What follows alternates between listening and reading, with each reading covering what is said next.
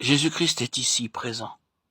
Étant la résurrection et la vie, cela signifie qu'il est la résurrection à n'importe quel moment, et pas seulement au dernier jour.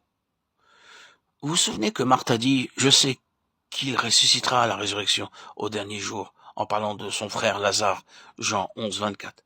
Et qu'en réalité, le Seigneur a répondu « Attends, je suis la résurrection et la vie, et puisque je suis là, le dernier jour peut être maintenant, en ce qui concerne la résurrection.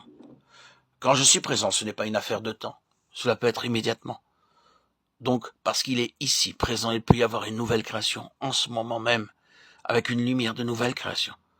Ce n'est pas que j'obtiendrai la lumière plus tard, mais tout de suite, par cette glorieuse intervention d'extérieur.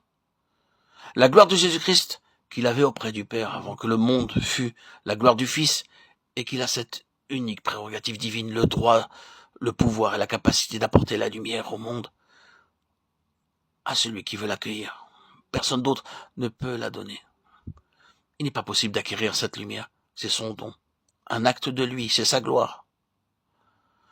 Un dernier mot à propos de la gloire de Jésus-Christ comme le Fils de Dieu. La prérogative divine du gouvernement lui a été conférée.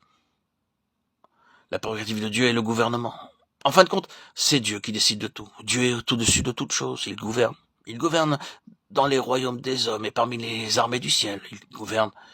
Mais maintenant, il a conféré ce gouvernement à son Fils.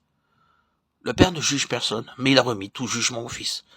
Jean 5, 22. Cette prérogative divine du gouvernement est par conséquent conférée à Christ.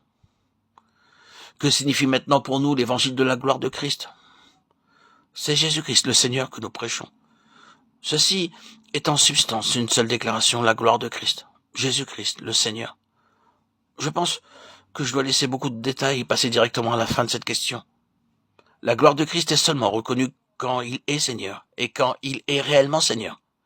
Je veux dire que Dieu est satisfait quand son Fils est à la place désignée. Dieu ne peut jamais, en aucun cas, être satisfait sans que celui-ci qui est concerné n'en ait conscience. Ici, il y a toujours un écho de quelque chose dans le cœur de Dieu qui nous touche.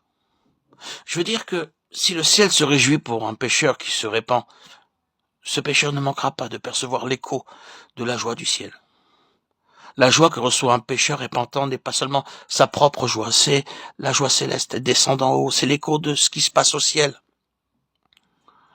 Quand le Père trouve son plaisir, il va y avoir un témoignage dans la personne en qui il a trouvé son plaisir. Celui-ci est mon Fils bien-aimé, en qui j'ai trouvé mon plaisir. Matthieu 3, 17. Le Fils connaît dans son propre esprit, dans son propre cœur, la satisfaction du Père. Le Père aime le Fils. Jean 5, 35. Le Fils pouvait le dire, sans aucune suffisance ni présomption.